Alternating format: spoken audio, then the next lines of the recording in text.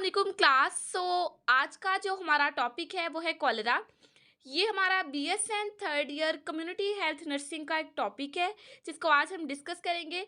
तो सबसे पहले कॉलेरा जो है ये एक डायरियल डिजीज है। इसमें होता क्या है, इसमें अचानक जो है सडन बहुत ज़्यादा क्या होगा, एफर्टलेस डायरिया होगा, वाटरी डायरिया होगा। इस वाटरी डायरिया डायरिया के साथ साथ कॉलेरा में वॉमिटिंग होती है।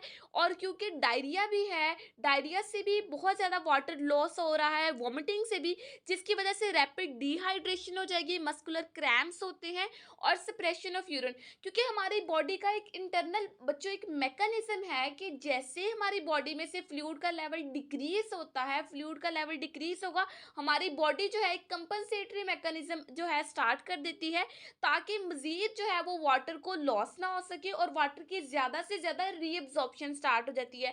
तो ये थी हमारे पास सबसे पहले कॉलेरा की डेफिनेशन। कॉलेरा एक डायरियल डिजीज़ है। इसमें होता क्या है, इसमें सबसे पहले पेशेंट को डायरिया होगा, एफर्टलेस अबंडेंट डायरिया होगा। उसके साथ साथ डायरिया के साथ साथ वॉमिटिंग होती है। डायरिया और vomiting both will lead to dehydration. इन दोनों की वजह से पेशेंट को डिहाइड्रेशन स्टार्ट हो जाएगी, मस्कुलर क्रैम्प होंगे और साथ ही यूरिन की स्प्रेशन हो जाएगी। अब इसकी एपिडेमियोलॉजी है। एपिडेमियोलॉजी में हम तीन चीज़ें पढ़ेंगे, that is time, place and person. ये किस वक्त ज़्यादा होता है बच्चों, ये बरसात के मौसम में, रेनी सीजन में इसके केसेस ज़्यादा होते हैं। नेक्स्ट कौन सी जगह पे होता है, ऐसी जगह जहाँ पे पुअर सैनिटेशन का सिस्टम है और पुअर सैनिटेशन है, फिर उसके बाद कोई सफाई सुथराई का सिस्टम नहीं होगा, वैसे ही फीकल कंटेंट अगर वो पड़ा रहे, उसके ऊपर फ्लाइज बैठेंगी, वो दूसरे पर्सन के लिए एक ट्रांसफ़र का मोड बन जाती हैं, कंटेमिनेटेड फूड से, वाटर से, उसके बाद पुअर हाउसिंग से, ओवर क्राउडिंग। ओवर क्राउडिंग की वजह से भी ये होता है। उसके बाद बच्चों हमारे पास नेक्स्ट जितने भी लोग हैं, पर्सन में आता है कि ऑल ग्रुप ऑफ एजेस, जितने भी एज के लोग होते हैं वो सारे इससे इफेक्ट होते हैं और इक्वली इफेक्ट होते हैं। उसके बाद क्योंकि हमारी बॉडी के अंदर एक नेचुरल मैकेनिज्म है, एक नॉन स्पेसिफिक हमारी बॉडी का डिफेंस मैकेनिज्म है, दैट इज गैस्ट्रिक एसिड। अगर गैस कोई भी ऐसी चीज़ जो गैस्ट्रिक एसिडिटी को डिक्रीज कर रही है, तो उस कंडीशन में क्या होगा कि वो पर्सन ज़्यादा मतलब हो सकता है कि वो ज़्यादा रिस्क भी हो सकता है कि उसको कॉलेरा हो सकता है। क्योंकि हमें पता है हमारी बॉडी में जो HCl है वो जितने भी फॉरेन सब्सटेंसेस आते हैं, जितने भी पैथोजेंस आते हैं, उनको इनगल्फ कर देता है, उनको किल कर देता है, क्योंकि HCl की इतनी एसिडिटी होती है। अब कोई भी कंडीशन जो HCl की एसिडिटी को, जो HCl की सिक्रीशन को डिक्रीज कर देगी, तो उस कंडीशन में वो जो पर्सन है वो ज़्यादा रिस्क पे होगा इस डिजीज के लिए। लो सोशियो इकोनॉमिक स्टेटस, क्योंकि बच्चों जो लो सोशियो इकोनॉमिक के स्टेटस के लोग होते हैं ना, वो कहीं से भी चीज़ें लेकर खा लेते हैं, मतलब वो चीज़ों की हाइजीन का वैसे ख्याल नहीं रखते हैं, वो बाहर से जैसे मर्जी चीज़ लेकर खा लेते हैं। तो इसकी वजह से लो सोशियो इकोनॉमिक स्टेटस भी एक रोल प्ले करता है कि इसकी वजह से कॉलेरा के होने के चांसेस ज़्यादा होते हैं। नेक्स्ट है हमारे पास इसका डिटर्मिनेंट, इसका कॉजेटिव एजेंट क्या है। तो इसका मेन जो प्राइमरी कॉजेटिव एजेंट है वो है विब्रियो कॉलेरा। सेकेंडरी में हमारे पास आ सकता है poor sanitation, flies, large families. Next very very and very important point जो कि हमारे पास यहाँ पे है, इसके स्टेजेस। तो इसकी जो बच्चों पहली स्टेज होती है उसमें क्या होता है, उसमें ऑनसेट होता है अब्रप्ट। पेशेंट को क्या होगा, वाटरी डायरिया होगा, डायरिया के साथ साथ क्या हो जाएगी, वॉमिटिंग हो जाएगी। और ऐसी सीवियर कंडीशन होती है कि पेशेंट एक दिन में 40 से ज़्यादा स्टूल पास कर देगा। अब जो बच्चों देखो, पेशेंट इतनी दफ़ा वो स्टूल पास कर रहा है, साथ पेशेंट को वॉमिटिंग हो रही है, तो उसकी वजह से क्या होगा, उसको डिहाइड्रेशन हो जाएगी। और जो स्टूल की अपीयरेंस होती है ना, वो राइस वाटर की तरह। राइस वाटर अपीयरेंस इसमें ये है कि जैसे हम राइस को लें और उसको डिप कर दें पानी में, चावलों को भिगो दें, तो जब उस चावलों का पानी उतारते हैं ना, वैसी स्टूल की अपीयरेंस होगी। और इस स्टूल में म्यूकस भी होता है।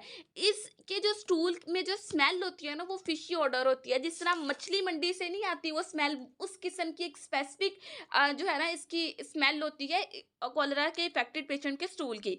नेक्स्ट जो बच्चों स्टेज ऑफ कोलैप्स, क्योंकि अब पेशेंट क्या हो चुका है, पेशेंट डिहाइड्रेट हो चुका है, उसने 40 से ज़्यादा स्टूल पास कर दिए हैं, इतनी ज़्यादा उससे वॉमिटिंग हो रही है, तो उसकी आइज़ क्या हो जाएंगी, संकन आइज़ हो जाएंगी, उसका एब्डोमिनल जो उसका जो टेम्परेचर है ना वो नॉर्मल नहीं रहेगा, वो सब नॉर्मल हो जाएगा। उसके वॉशरमैन की तरह के हाथ हो जाएँगे, धोबी के हाथों की तरह के उसके हाथ हो जाएँगे, पल्स उसकी एब्सेंट होना स्टार्ट हो जाएगी, उसका बीपी इतना डिक्रीज़ कर जाएगा कि उसका बीपी हम रिकॉर्ड ही नहीं कर सकेंगे। उसके बाद लॉस ऑफ जो इलास्टिसिटी है स्किन की वो भी लॉस हो जाएगी। पेशेंट की जो आउटपुट है ना वो डिक्रीज़ हो जाएगी और पेशेंट ऐसा भी हो सकता है एन्यूरिया। एन्यूरिया ऐसी कंडीशन होती है जिसमें पेशेंट यूरिन को बिल्कुल ही नहीं पास करा और वो यूरिन को क्यों नहीं पास करा क्योंकि हमारी बॉडी का जो इंटरनल कंपनसेटरी मैकेनिज्म है वो एक्टिवेट हो चुका है, वो स्टिमुलेट हो चुका है क्योंकि इतना ज़्यादा फ्लूइड लॉस हो चुका है, इसलिए हमारी बॉडी ने इंटरनल मैकेनिज्म स्टार्ट किया जिसकी वजह से पेशेंट यूरिन पास नहीं करेगा। उसके बाद पेशेंट रेस्टलेस हो जाएगा, उसको प्यास बहुत ज़्यादा लगेगी और पेशेंट की डेथ भी हो सकती है डिहाइड्रेशन की वजह से, क्योंकि बच्चों इतनी सीवियर डिहाइड्रेशन हो रही है, डी वॉमिटिंग के ज़रिए से भी, स्टूल के ज़रिए भी से भी इतना ज़्यादा फ्लूइड लॉस हो सकता है कि पेशेंट की डेथ भी हो सकती है। अब इसमें हम इसकी देख सकते हैं, इस जो इमेज है इसमें आप देखें कि उसकी आईज़ कैसे हैं, उसकी चीक्स कैसी हो चुकी हैं और ये डिहाइड्रेशन की वजह से, ये कॉलेरा की वजह से है। Next stage of recovery. Stage of recovery में क्या होता है कि पेशेंट का बीपी जो है वो राइज़ होना स्टार्ट हो जाता है। स्टेज ऑफ कोलैप्स भी हमने पढ़ा था कि बीपी इतना डिक्रीज़ हो जाता है कि हम बीपी को रिकॉर्ड ही नहीं कर सकते। लेकिन स्टेज ऑफ रिकवरी में क्या होगा, चीज़ें बेहतर होना स्टार्ट हो जाएँगी, बीपी राइज़ होना स्टार्ट हो जाएगा, टेम्परेचर नॉर्मल पे जाना शुरू हो जाएगा। कोलैप्स में क्या था कि सब नॉर्मल टेम्परेचर था, उसका जिस्म जो है ना वो ठंडा पड़ना स्टार्ट हो जाता है। यूरिन की जो सिक्रीशन है वो नॉर्मल होना स्टार्ट हो जाएगी। लेकिन अगर ऐसा हो कि मतलब पेशेंट मेडिसिन भी ले रहा है फिर भी अगर एन्यूरिया की कंडीशन परसिस्टेंट रह रही है तो इसका मतलब है कि पेशेंट रीनल फेलियर के रिस्क पे है और पेशेंट की इसकी वजह से डेथ भी हो सकती है, ज़्यादा मतलब यूरिनेशन ना करने की वजह से। इन्वेस्टिगेशन। इन्वेस्टिगेशन में बच्चों करवाया जाता है इसमें स्टूल कल्चर। अब कल्चर क्यों करवाया जाता है कि ये इन्वेस्टिगेट करने के लिए कि पॉजिटिव एजेंट कौन सा है। फिर इसमें ये होता है इन्वेस्टिगेशन में कि जिस जगह का उस पर्सन ने पानी पिया होता है तो उस जगह के पानी को टेस्ट किया जाता है। उसके अलावा जिस जगह का उसने फूड लिया होता है उस फूड को एग्जामिन किया जाता है, उस फूड का टेस्ट किया जाता है। नेक्स्ट है हमारे पास कंट्रोल। आखिर अब इस डिजीज को कैसे कंट्रोल किया जा सकता है, तो सबसे पहले जो इम्पोर्टेंट चीज़ है कि 24 आवर के अंदर अंदर कॉलरा को नोटिफाई करना होता है, कॉलरा को मतलब हमने आगे बताना होता है। उसके बाद अर्ली केस फाइंडिंग इसमें है। फिर एस्टेब्लिशमेंट ऑफ ट्रीटमेंट सेंटर्स। इसमें क्या होता है कि अगर पेशेंट को कोई माइल्ड डिहाइड्रेशन है, माइल्ड लेवल पे कॉलरा हुआ है ना, तो घर में उसको ओआरएस दिया जाता है। ओरल डिहाइड्रेशन जो है उसकी करवाई जाए घर पे। लेकिन अगर कंडीशन सिवियर हो रही है, अगर पेशेंट ज़्यादा स्टूल पास कर रहा है, उसको वॉमिटिंग भी ज़्यादा हो रही है, तो ऐसी कंडीशन में क्या किया जाता है, उसको नियर किसी भी हॉस्पिटल में, नियर किसी भी क्लिनिक में उसको एडमिट करवाया जाए और ताकि आईवी एडमिनिस्ट्रेशन की जाए फ्लूइड की।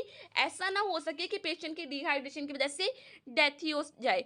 उसके बाद ओरल डिहाइड्रेशन थेरेपी बच्चों वही जो मैंने आपको बता दी है। ओरल डिहाइड्रेशन थेरेपी अगर आपके पास ओआरएस नहीं बिना अवेलेबल, तो आप क्या करें, पानी में नमक और उसके साथ साथ चीनी को मिक्स करके और थोड़ा सा लेमन जो है उसको ऐड करके उसको दें, क्योंकि जो बच्चों ग्लूकोज होता है ये इंक्रीज करता है एब्जॉर्प्शन किसकी, ग्लूकोज जो होता है वो उसको ओरली भी दें क्योंकि ग्लूकोज इंटेस्टाइनल एब्जॉर्प्शन को इंक्रीज करता है वाटर की।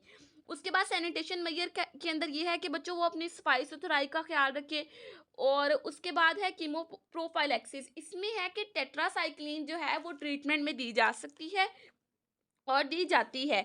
नेक्स्ट है वैक्सीनेशन। कॉलरा की वैक्सीन भी अवेलेबल है जो कि प्रोफाइलैक्सिस के तौर पे दी जाती है, ये भी करवाई जाए। उसके बाद है हेल्थ एजुकेशन। हमने उस पेशेंट को एजुकेट करना है, हमने उसको क्या करना है, हमने उससे बताना है कि उसने अपने फूड हाइजीन का ख्याल रखना है, अपनी हैंड वॉशिंग करे खाना खाने से पहले, खाना खाने के बाद, वॉशरूम को यूज़ करने के बाद। फिर हमने उसे बेनिफिट बताने हैं कुक्ड फूड के। उसके बाद हमने उसको बेनिफिट इज सेफ वाटर के बेनिफिट बताने, क्योंकि हमने ये चीज़ पढ़ी है कि ये डिजीज़ फैल ही क्यों रही है, क्योंकि कंटेमिनेटेड फूड और contaminated water is a secondary cause of this disease. हमारी जो इसमें प्रिवेंशन में होगी, हमने जो मैनेजमेंट में करना है, हमने पेशेंट को फूड हाइजीन के बारे में बताना है, हमने पेशेंट को कुक्ड फूड के एडवांटेजेस बताने हैं। सो ये था हमारा आज का टॉपिक। आज हमने कॉलरा को डिस्कस किया बच्चों, इसमें इसकी डेफिनेशन और इसकी प्रिवेंशन और इसके stages, sign and symptoms is very very important. आपने इसको ऐसे ही याद करना है। आई होप सो कि आपको आज की लेक्चर की बहुत अच्छे से समझ आई होगी। So kindly do like share and subscribe to my YouTube channel.